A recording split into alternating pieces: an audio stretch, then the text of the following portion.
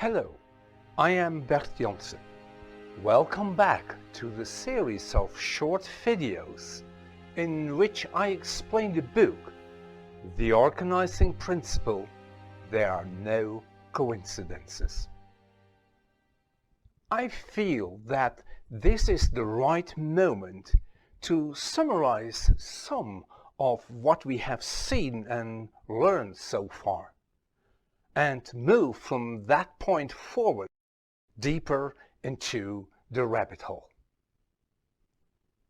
The most far-reaching I have talked about up until now is Jung's observation that psyche and matter act as if they are one, and they likely are, which would explain why the two different aspects of a synchronistic event, the non-physical aspect and the physical aspect, have a meaningful connection, while they have not a causal connection.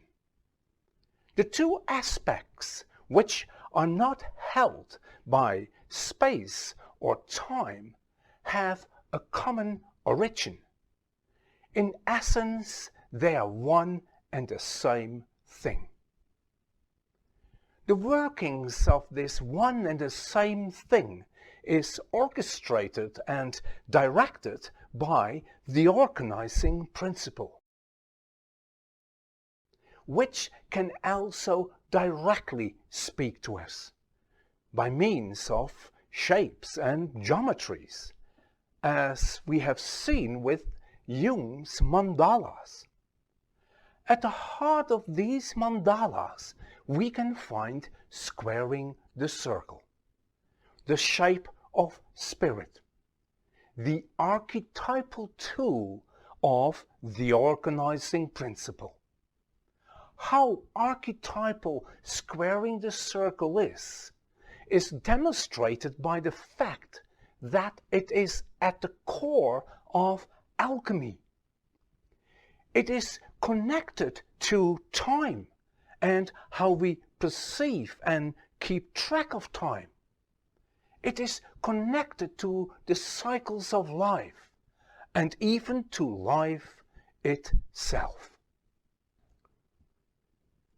Shapes and geometries, and especially the archetypal squaring the circle, can trigger the organizing principle into action.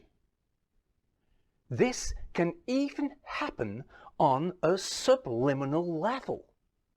The trigger can happen without us being consciously aware of it. It can happen while visiting Stonehenge or Avebury, the Hagia Sophia or Aachen Cathedral, St. Peter's Square or Tom Quad in Oxford.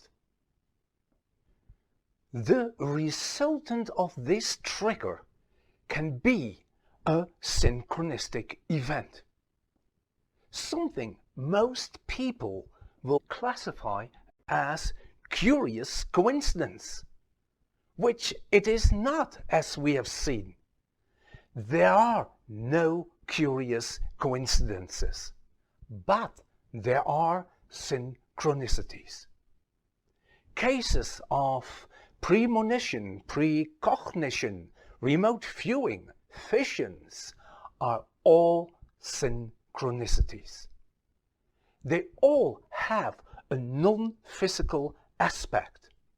The premonition, precognition, or vision itself, and a physical aspect, the event the premonition or precognition or vision was about. Both aspects are not held by time.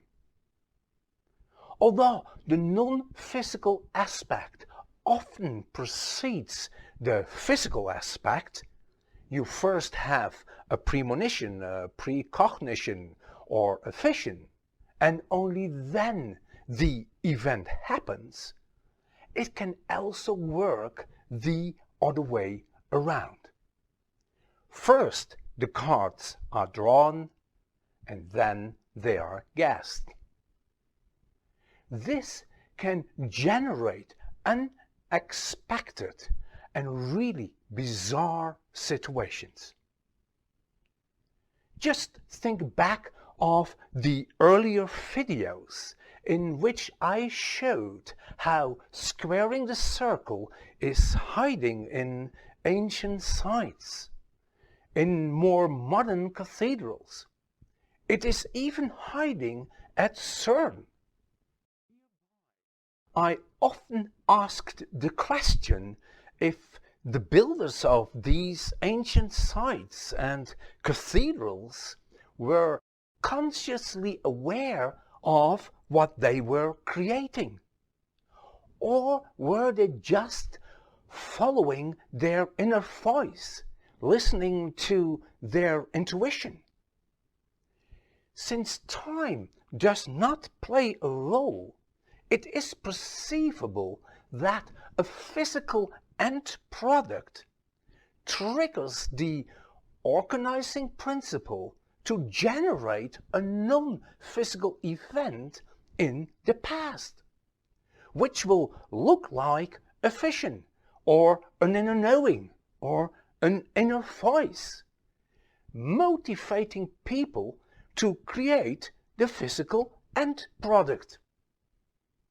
This may sound bizarre, but it is not as strange as you would think. Let's have another look at Stonehenge. It can easily be that the squaring the circle present at Stonehenge triggered the organizing principle to generate a vision, an inner knowing, an inner voice at the time Stonehenge was built, motivating the builders to build Stonehenge in such a way that squaring the circle would be included and defined by the monument, which then would trigger the organizing principle to generate a non-physical event, etc., etc., etc.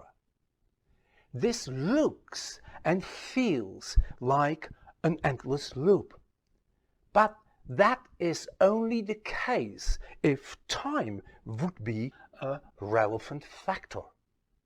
Since, as we have seen, time does not play any role at all, there can, by definition, not be a loop.